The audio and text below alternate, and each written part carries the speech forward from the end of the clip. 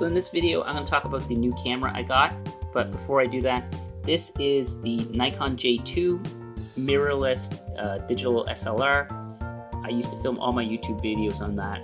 It does pretty well. It was a great camera, way better than the point and shoot, but it was a little slow and you couldn't do manual features on it very easily without going into the menu system. Then I stepped up to this guy here, which is the Canon SL1, equivalent to I think a Canon T5i or so. I think it's got the same feature set, except for it doesn't have as many autofocusing points, I believe, and it's a much smaller form factor. I really like the size of this. It's also very light, but the thing I didn't like about it is when I was filming videos, especially if I was working on projects, the autofocus would drift on this. It wasn't very good.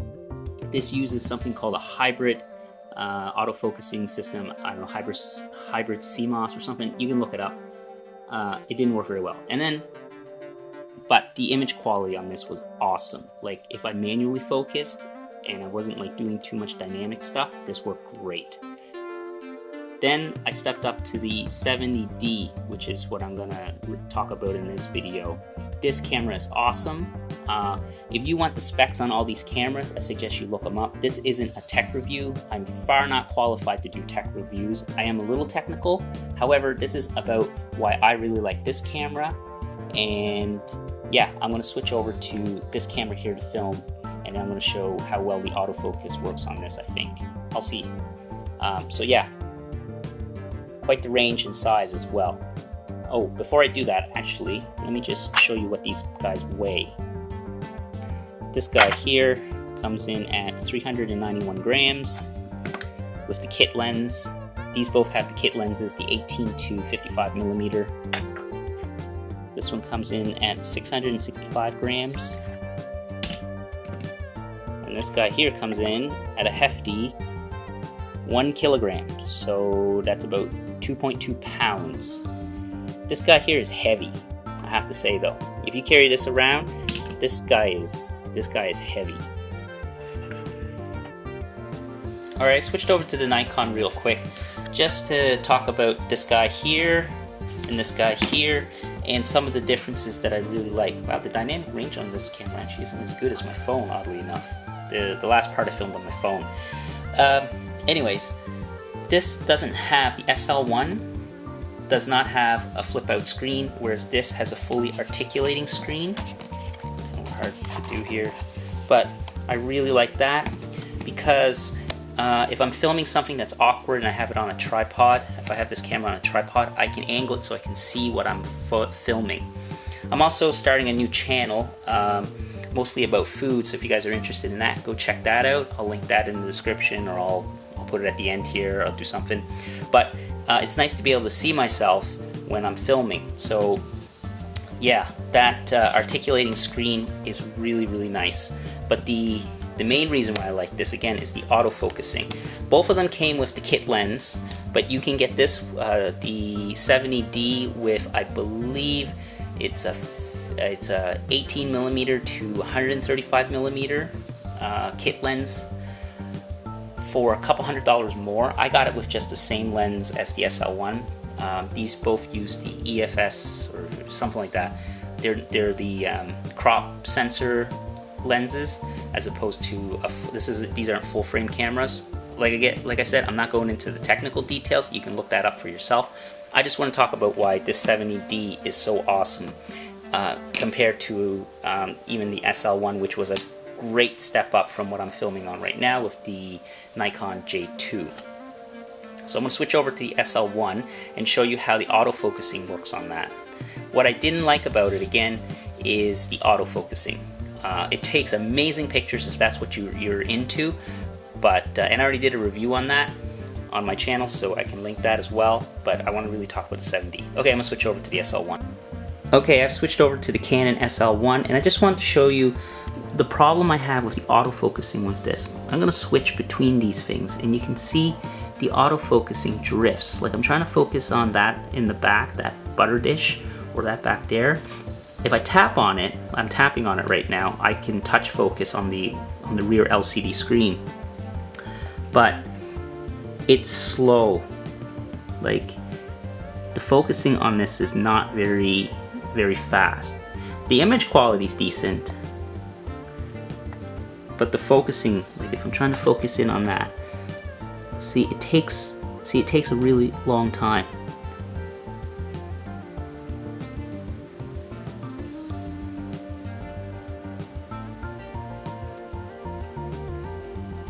This was frustrating when I was on vacation because in the bright light and stuff, in the daylight, I wasn't able to necessarily focus on everything. Sometimes things would be out of focus and it just didn't work as well. So I'll switch over to the 70D. So with the 70D,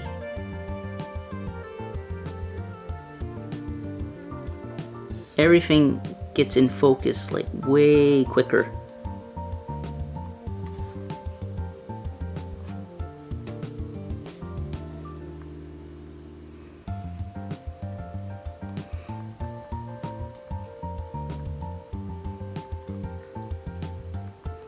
So this is all on autofocus, and the autofocus on this is phenomenal. So besides showing you guys the focusing of this on various items, what I like about the articulating screen is I can flip this out. So I'm flipping it out right now. So I have the screen flipped out. I have the screen flipped out like that. And what I like is, for vlogging, if you want to film yourself or if you want to have it up on a tripod and you're filming stuff, you can watch yourself to see if you are in focus, out of focus, if you want to reframe your shot. Just really handy for that. The image stabilization on this kit lens is decent too. So yeah, so this works really well. Although I have to say, if you're holding this out with your arm fully extended all the time, without like maybe some type of tripod or something to hold this, yeah, this is going to be a workout, that's for sure. You'll definitely build up your bicep. Okay, so now I'm back to filming on the SL1. Some of the things I like about this camera is that it's got a nice grip. It's larger than the SL1, so it's a little easier to hold on to. It does weigh more. It has a locking mechanism here, so you can change. So you can't inadvertently change modes, which was annoying on some of the Rebel cameras. I like this feature. They have the feature here to go from camera mode or just still picture mode to video mode. The start and stop is back here. You can have full manual control of it if you have this in manual mode, which is really nice. You can adjust all your exposure, your shutter speed, and your aperture. It uses the larger size batteries, which is really nice. The battery life on this thing is awesome. So it uses, like, these batteries are very common in Canon. It's like the LPEN, E6N, I think. So it has just your standard features with most full-size digital SLRs. It has like the controls for your automatic, I guess they call it an intervalometer, to do time lapses, which is unfortunate because I think the 80D, which is now out, I don't know why, but time-lapsing or hyperlapsing or interval shooting, why they didn't include it in these cameras, I don't understand, because it's such an easy feature. Even this camera has interval shooting, but this one doesn't. I know it's an older camera. It has also, because it's an older camera, it had like the first generation of Wi-Fi that you could connect it to your phone. I've done that. It works really well. I don't really have a big need for it, but I have friends who've used it and it works. They really like it. So the mic input is really nice. External mic. The mic is here for this one. HDMI, AV digital out. Yeah, AV out digital, whatever that is. Don't really use that. The SD card is on the side here. It's not with the battery like some of the Rebel cameras. So the battery compartment's on the back. I already showed on the bottom. I showed you that. Yeah, overall, just a really nice camera. It has a LCD screen here that can tell you all of your specs of what's going on, all your settings, as opposed to on this camera here that I'm shooting on, the SL1, that has, you can only see your settings either when you look through the viewfinder or if you look on the live view. Whereas this, you can do both. You can look at the live view, and I should mention this is both of them are touchscreen. So the 70D has a touchscreen, and you can pull focus by also just tapping, which is really, really nice. But like I say, this thing focuses phenomenal. I really like the focus on this camera. Way, way, way, way better than the SL1. Not even any comparison. However, I don't know if it's necessarily maybe the dual, this has the dual pixel system, whereas this has the hybrid system, I believe. But this is a 24mm pancake lens, a prime lens. And when I use this with the SL1, the autofocusing improves significantly. So I don't know if it's a combination of the SL1 and the camera lens, the kit lens with it, but it doesn't really work that well. But when I put this prime lens on, it works really well. However, the 70D, this works awesome with just the kit lens, the 18 to 55mm kit lens with image stabilization. But like I said, I'm not getting into the specs.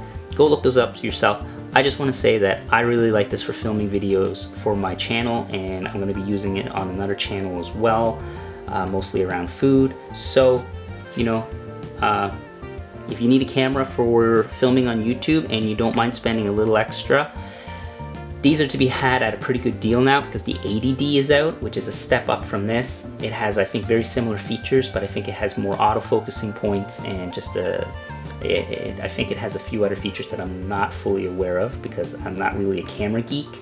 I just want to film videos and I want them to look good without too much trouble. So anyways, that's my quick overview of the 70D and my impressions of it.